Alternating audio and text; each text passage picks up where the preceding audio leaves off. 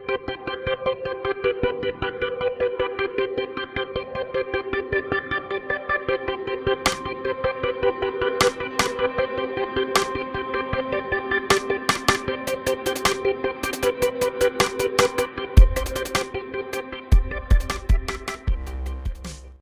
up, everybody? Darren Collins, the Paramedic Yakker here. I am back. I know it's been a while since we've put up a video. Let me tell you a little bit about what's been going on. We've changed some things over at my work, so I have been up basically when we go into work. We usually check out our trucks and then pretty much take off. No time to like hang out at the station, cook breakfast, get the things we need to get done. It's been crazy. So very limited sleep lately, and it's been hard. So I'm trying to kind of get back on track, guys. I'm trying to kind of get back into the videos. But here's what I want to tell you guys real quick is if I'm not doing videos throughout the week, go ahead and get on my Instagram page. I'm still fishing during the week. I'm fishing a lot. We're getting ready for the tournament at Lake Fork coming up, the North Texas Kayak Championships. So also get on my Facebook page if you guys, those of you that are on the Facebook page already. I'm actually going to be looking at soon creating my own Paramedic Yakker page. That's kind of in the works. But today, as you can see, it's pick a bait day, pick a lure day, whatever you want to call it. I wanted to talk about some of the lures that I use and some of the soft plastics and things that I use when I'm out fishing. And go ahead and comment when you guys get a chance. If you guys have any questions, feel free to ask. A lot of you guys that know who have been following me, I'm not an expert on this stuff by far. I just kind of want to show you guys what I've been using lately, what's been working for me, things that I really enjoy using. And even there's some negative things about these things that I use. Some of the things I use, but I don't like the way they're put together. I don't like the way they hold up. So let's jump right into it. You guys can see pretty much what I've got here in front of me.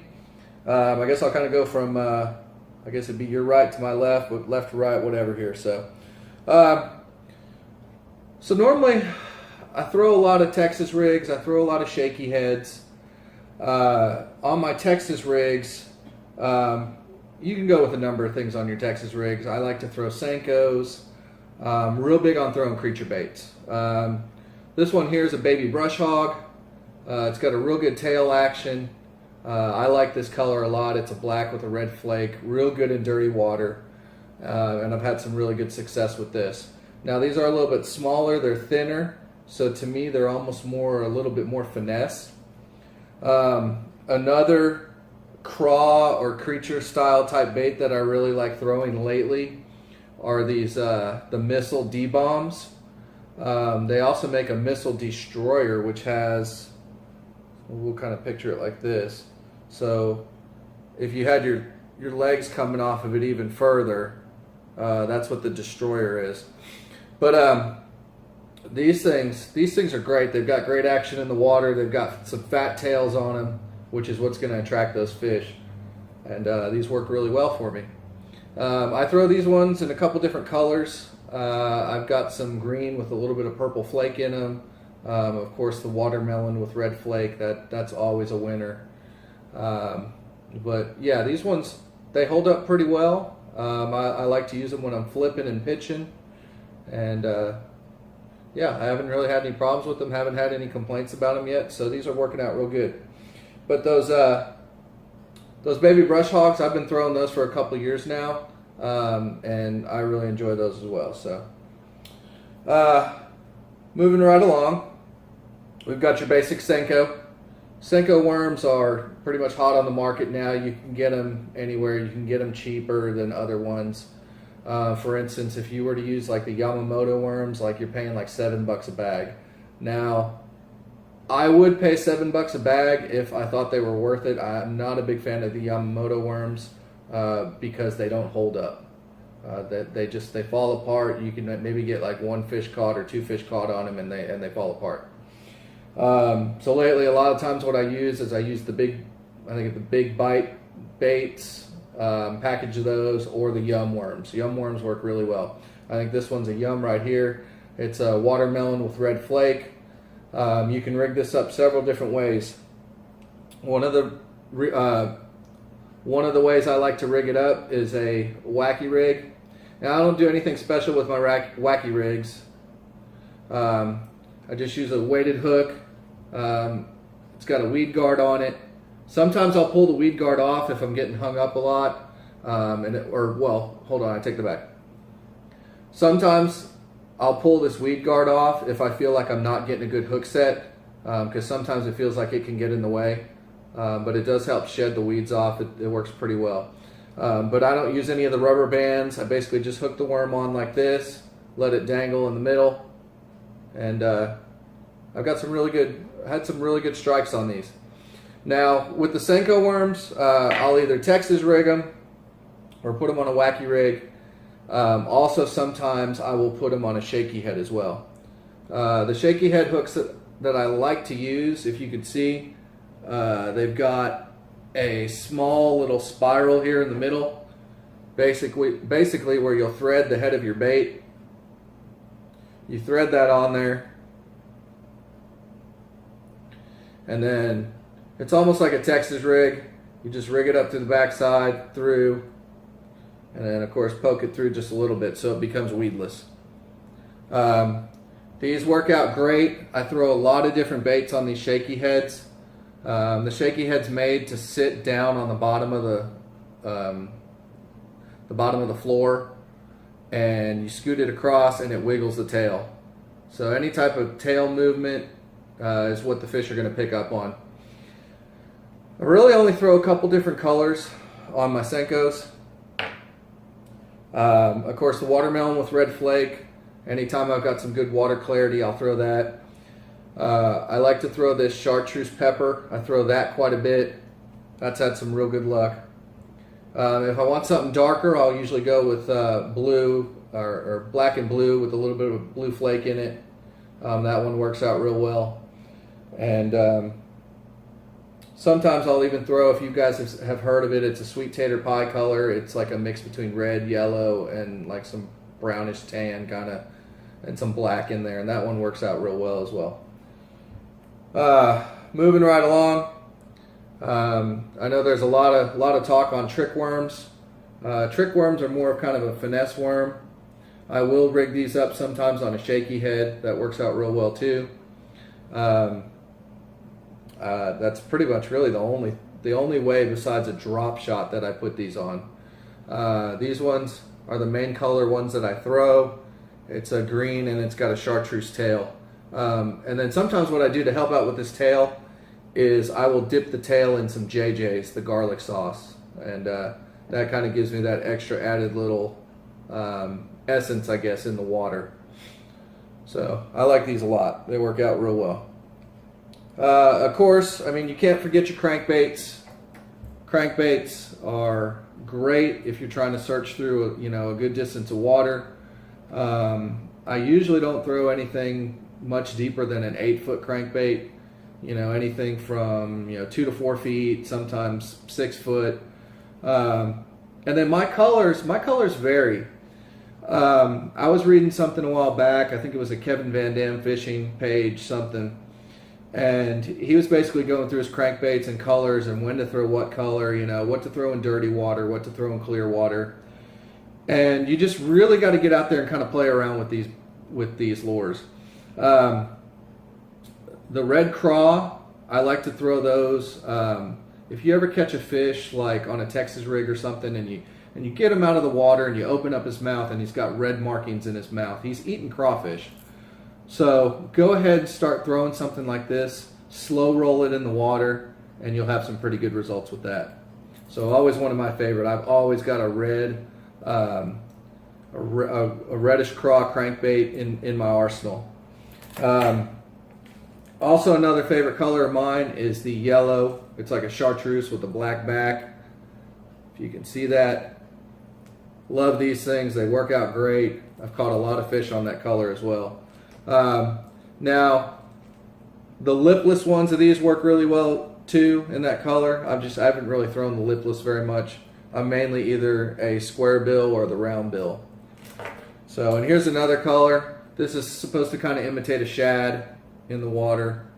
I've had some pretty good luck with this one as well. So, I don't get too crazy on my crankbait colors. Like I said, if the water is super clear, like if I'm fishing the river, I will get a crankbait that is almost translucent in color where you can see through it.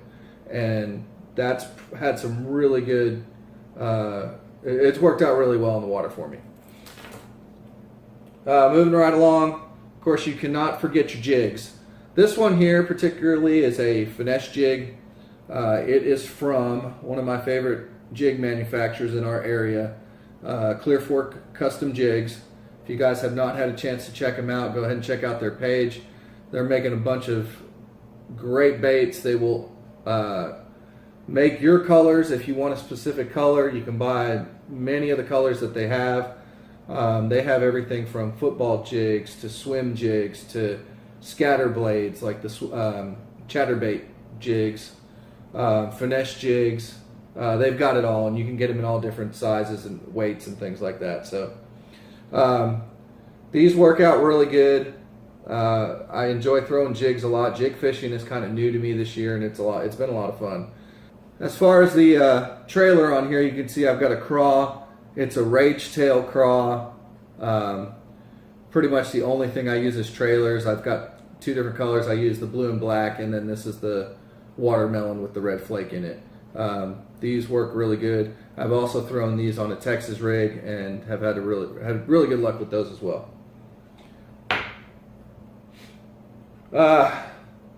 Now, when I said there's some that I don't like, I really enjoy throwing them. I just wish that maybe there was another manufacturer that made them.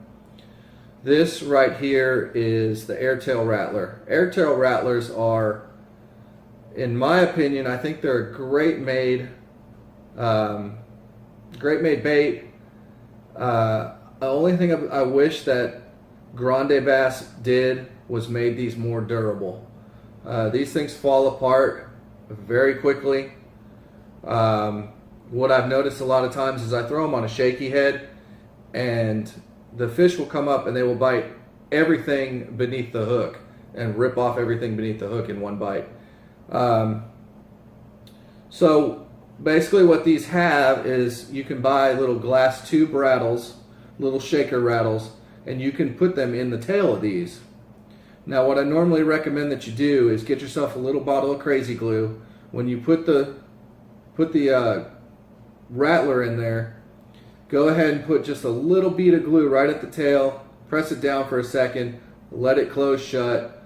I've heard that you can also burn these as well, but I don't really like burning my fingers. I'd rather have a little sticky on my finger than burning my finger. So I usually use glue, and that will keep that rattle in there a lot longer. Because you'll notice if you cast this a couple times, 5, 6, 7 times, 7th time you're probably going to lose your rattle. It's going to come flying out, and you won't notice unless you bring it back in and you kind of shake it on the end of your rod there to see if it's still in there.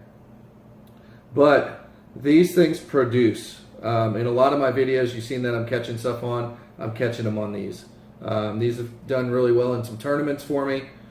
I really only throw, I've got a third color of this, but I really only throw 2 colors of this. This one's the chartreuse with a little bit of green in it. And then the other one I throw is a blue and black with a little bit of the blue flake in it. Another one I've got is a little bit of green with a little bit of purple flake. I've kind of messed around with that one a little bit, and it works, but not as well as these other ones. So mainly, the fish pick up on the sound if you're in dirty water or something like that, and they pick up on that rattle noise. And that's kind of what triggers the bite, besides the tail sticking up in the water, like on a shaky head. These things, you can rig them several different ways.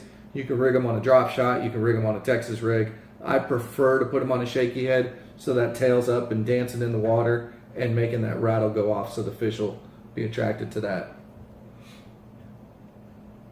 Let's talk about flukes and swim baits. I don't have my big swim baits out. That's a whole different video. But if you want an easy swim bait to throw, these little Flukes, I think they're from Zoom. These ones are the, I think the pearl with the chartreuse tail. These ones work the best for me. I either throw these with a, I either throw them weightless, or I will put them on like a small little weighted swim bait hook. And when you throw them in, you just kind of let them sink. And 9 times out of 10, when you let it fall, it's going to look like a dying shad or, you know, a little dying bait fish. And that's when the fish are going to hit it, is when it falls. Sometimes, or usually what I do is when I'm pulling it back, I kind of pop it a little bit and then let it fall again. I'll kind of pop, let it fall, and reel it in real slow. But 9 times out of 10, like I said, when this bait falls in the water, whether you're on your retrieve and then it falls, that's when they're going to hit it. And that chartreuse tail has helped me out quite a bit. I haven't really experimented with dipping the tails on these.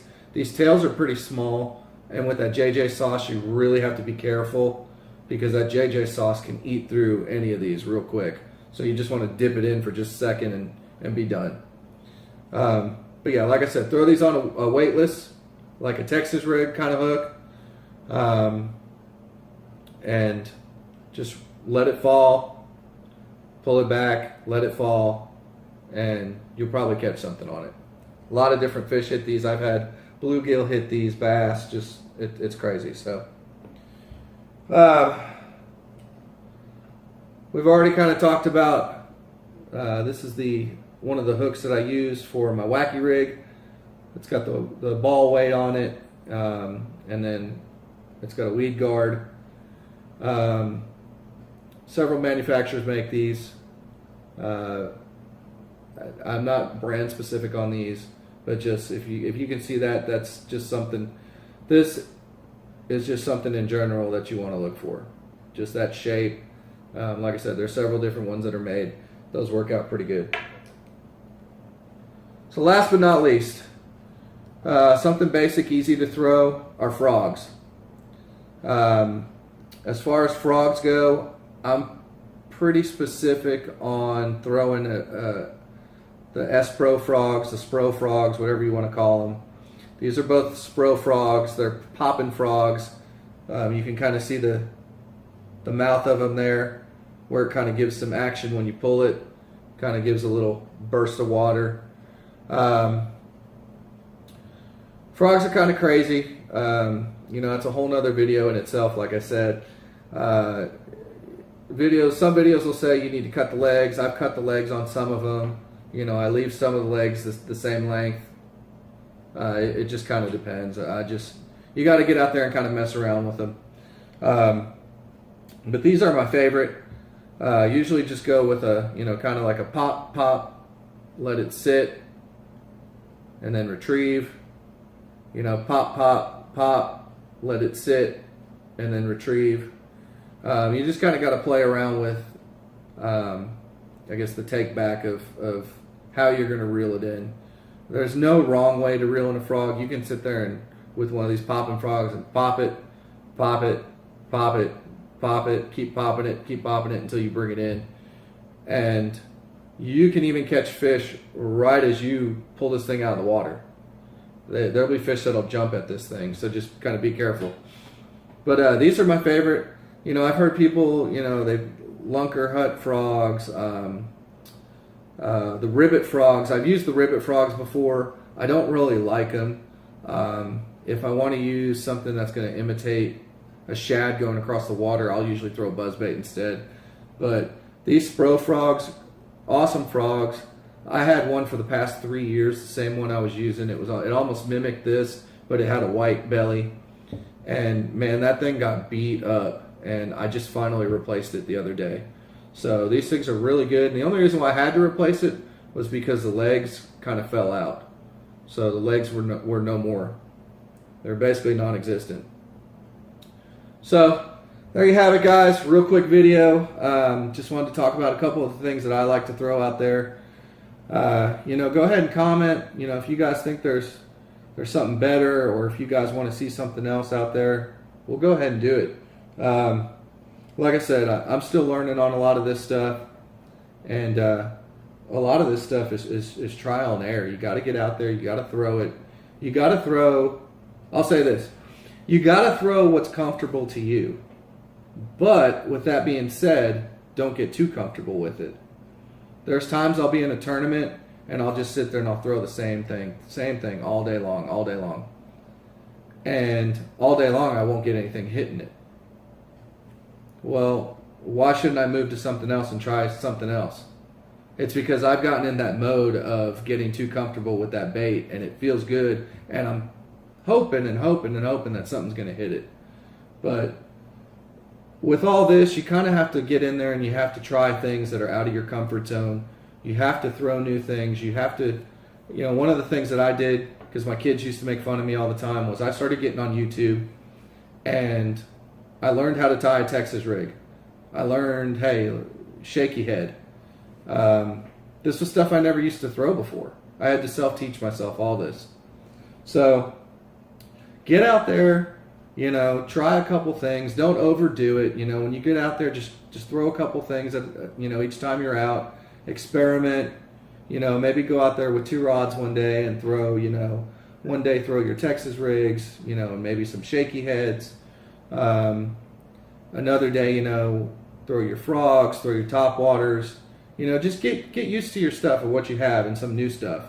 And probably the most important thing is have fun while you're out there doing it. Because that's what it's all about. Get out there and relax. Shake off that stuff that's going on at work. There might be some personal stuff going on at home. Just get out there and have some fun. Just relax with it. So that's what I'm trying to do, and I'm trying to get back on track here, guys. I'm sorry, and I hope to get some more videos out to you guys soon. Like I said, we've got North Texas coming up at Lake Fork. I will be at Lake Fork all week next week, so I'm hoping to get something good on video out there next week, just in pre-fishing. I caught what I think was a bow fish out there. He was probably about 24 inches long, and I wish I had the camera rolling because he smoked that. I was just kind of flipping. I was flipping one of these D-bombs in there, and I found a good little clearing, flipped it in there, and I saw him, so I kind of raised it up above his head, dropped it down on his head, and he smacked it. Water was going, water explosion everywhere, and I got him up to the boat, started pulling him up, and I pulled by the line and I snapped the line. So, but it would have been really cool on video to see. So hopefully we'll get something like that next week. But other than that, guys, I hope everybody out there is having a good weekend. Hope everybody had a good Memorial weekend. And, just get out there, have fun. Don't forget, be safe out there, wear your PFDs. And we'll see you guys soon.